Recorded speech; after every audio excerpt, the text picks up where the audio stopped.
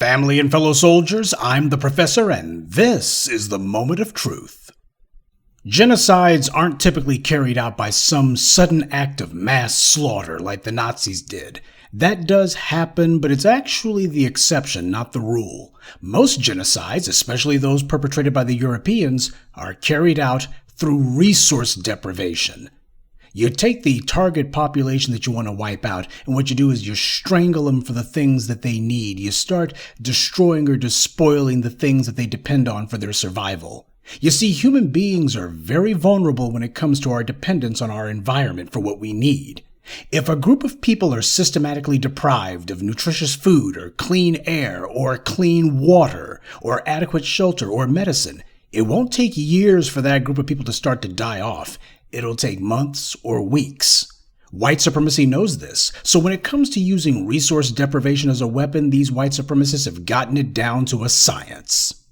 I know a lot of you have been waiting for me to weigh in on the Jackson, Mississippi water crisis. All right, let me set the scene for you.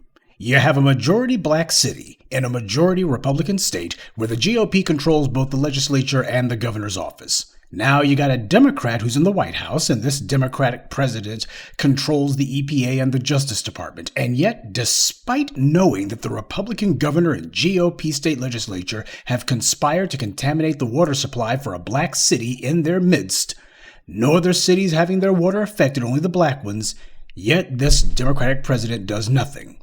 The contamination's so bad that boiling the water is useless. You can't even bathe in the stuff, it's so polluted. Of course, this leads to a national outcry. Activists, even the white media, is forced to have to cover the story, though they choose to focus mostly on the political leadership of the black city for something that was done to them by the state government. And as for your Democrat president, where's he at while all this is going on? Well, he's mostly concerning himself with a military conflict overseas and with making sure that his party wins the upcoming elections. He says nothing about prosecuting those responsible for this deliberate racial plot to target and poison the water supply of a black city. The Department of Justice, his Department of Justice, being led by a two-faced liar who refuses to do anything about the open murders of black people by the police, is also remaining silent on this one. No one's being prosecuted, much less investigated. Now, I'm not talking about the water crisis in Jackson, Mississippi.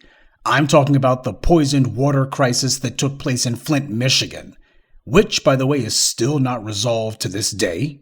That crisis began in 2014. You had Barack Obama as president, and when the black community demanded that he bring charges against the GOP politicians who engineered and carried out this mass poisoning of black people, not only did President Obama refuse to do anything, but he spat in the black community's faces by going to Michigan and having the nerve to pretend to drink the water of Flint that he claimed came from the Flint water supply. Of course, he didn't actually drink any of it. He just let it barely touch his lips, and then he put the glass down. He didn't actually drink any of it. And to think morons like Tiffany Cross-Eyes, Roly-Poly Martin, Don Lemonade, and Joke Reed have the nerve to pretend that they don't know why black voters can't stand Barack Obama. Well, here we are 7 years later, and Obama's vice president, Joe Biden, is the one in the White House now. History has repeated itself almost beat for beat in this case. In fact, this time, the Republican governor of Mississippi is mocking the deadly racist havoc that he and his pals have brought about. The governor was joking just the other day that it was a great day not to be in Jackson, Mississippi. Everyone knew exactly what this racist creep was doing, so the GOP's running the same playbook, and the Democrats are letting them do it. They're playing their part in this whole tragedy.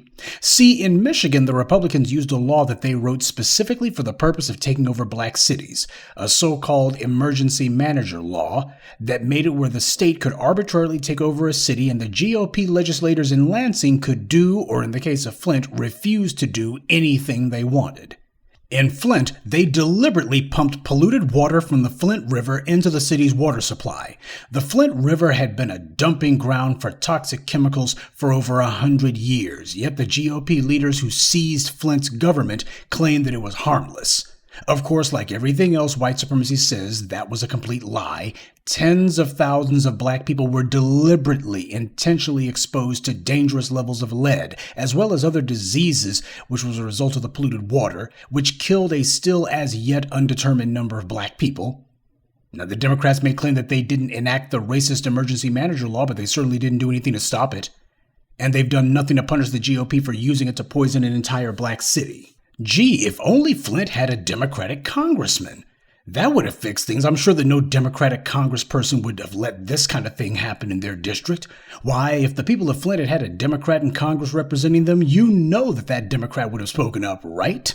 Well, you won't be surprised to learn that Flint is represented in Congress by a Democrat, Dan Kildee. He was in office when the Flint water poisoning happened, and most of you haven't even heard his name before I mentioned it to you just now. That's how low-key this Democratic congressman has been.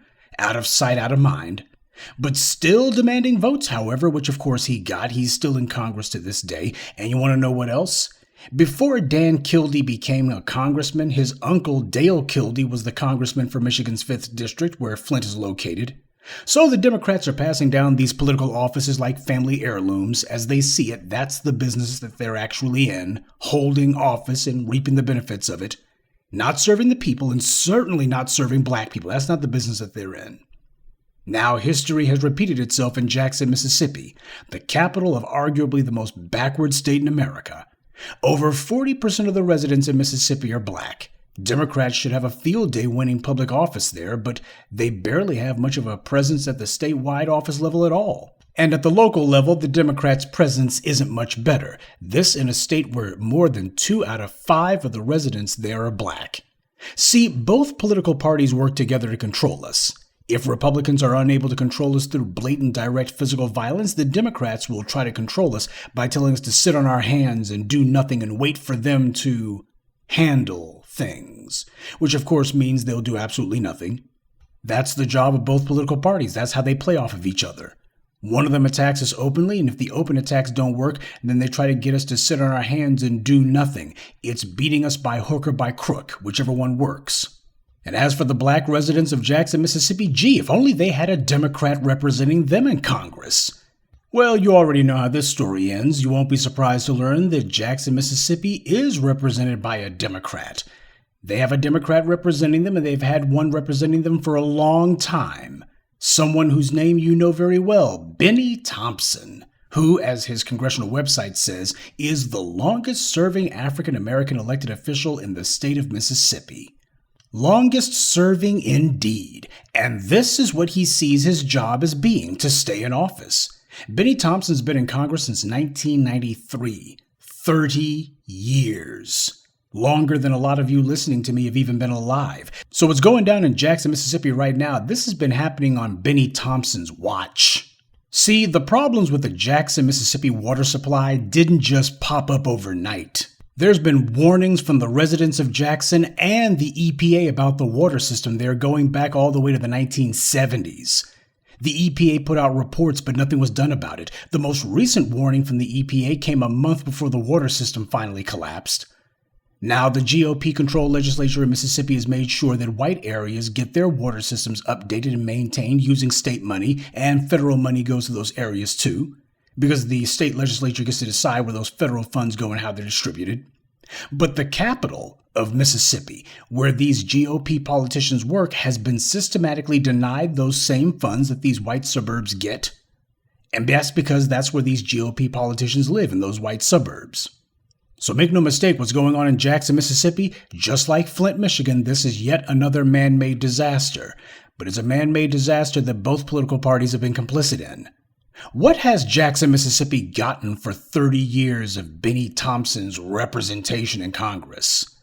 He's been there, and the GOP feels emboldened to literally poison his district because they know this old, decrepit, half-brained punk has no power, and he doesn't care, and neither do the Democrats. Democrats ain't gonna bust a grape to protect black folks. They won't lift a finger to punish anyone for harming black people, and that's the problem. I need my people to recognize that the Democrats not doing anything when we're attacked, that's not a failure of response. That's them showing you what their response is. And Benny Thompson, he's focusing on what really matters, making sure the Democrats hold on to Congress. His people are dying of thirst, and they're being inundated with poison. And what's he doing? He's making sure the Democrats hold on to Congress. His top priority, as he sees it, is to make sure that Nancy Pelosi doesn't lose her job. And he also wants to make sure that he doesn't lose his position on the various House committees that he sits on. Keep in mind, committee positions in Congress are based on seniority. And when you've been a piece of furniture like Benny Thompson's been, that means you get committee positions and you get to be the chairman of this or that committee just because. So Benny Thompson is in Congress, and I suppose we should be celebrating, and Democrats control Congress, so we ought to be throwing a ticker tape parade and breaking our necks to keep Thompson in his government job and to keep Democrats in control of Congress. Because otherwise, the Republicans would be able to do all kinds of vile stuff against black people like poison our water supply. And if Democrats didn't control Congress, why the GOP would be poisoning entire black cities and there would be no response to it. So thank God the Democrats control Congress, because as long as they're in charge, why the Republicans would never even think about trying something like poisoning black folks' water supply. Oh, wait. So remind me again what it is that we're supposed to be voting for. All of these vote blue no matter who people. Isn't this the part where the white Democratic shills and their Negro bootlicks tell us that if the Republicans were in charge, things would be even worse? Isn't this the part where they're supposed to be telling us that the Democrats are protecting black people? Well, I'm still waiting to see all of this protection, or even basic concern. Benny Thompson has tons of fire for the January 6th committee, but you ain't heard boo from that Negro about what's going on literally in his own house. And the Congressional Black Caucus has likewise been quiet. They haven't dared to use their numbers to try to leverage things for Jackson, Mississippi, the same way they've never used their numbers to leverage anything for Flint or for black people in general. What good does it do to put these guys in office when after they get there, they don't do anything? Because you didn't have to wait until Flint or wait until Jackson to find an example of an environmental attack on black people in a Republican state. Because right next door to Mississippi, in the state of Louisiana, you have a place nicknamed Cancer Alley due to the illnesses that people get from the industrial pollution in that area. And the people, of course, are black people.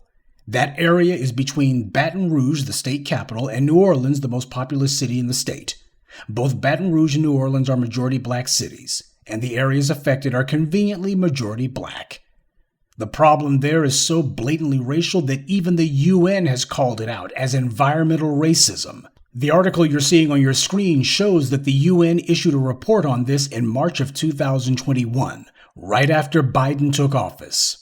Anyone recall Biden saying anything about this problem either? So you see, the problem is a hell of a lot larger than just Flint and Jackson. This is nationwide racial warfare. And a national attack on black people requires a national response, but don't look for one from the Democrats. What did Joe I've got black people's backs Biden say about any of these incidents? What did your Democratic Party say about it? Republican states and right-wing industrial polluters mass poison black people, and Democrats don't do anything about it.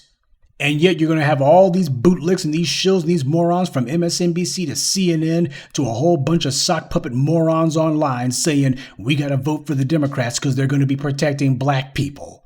You see, just like with Flint, Michigan, the people of Jackson, Mississippi, they're going to be dealing with the consequences and repercussions of this crisis for decades to come. The same way that they've been ignored for the decades that led up to this. That's what the white media isn't talking about, but needs to. Because while there's no clean water in Jackson, Mississippi, the people are still drowning in lies. Good day, and be one. I'd like to take a moment to mention some of our contributors. Stephen Lyles, Jacques Hargett, Frederick Richburg, Asha Mwamba, and King Edwards. Salute to them and thank you to everyone for listening, liking, and sharing this message. Black empowerment only exists because of you.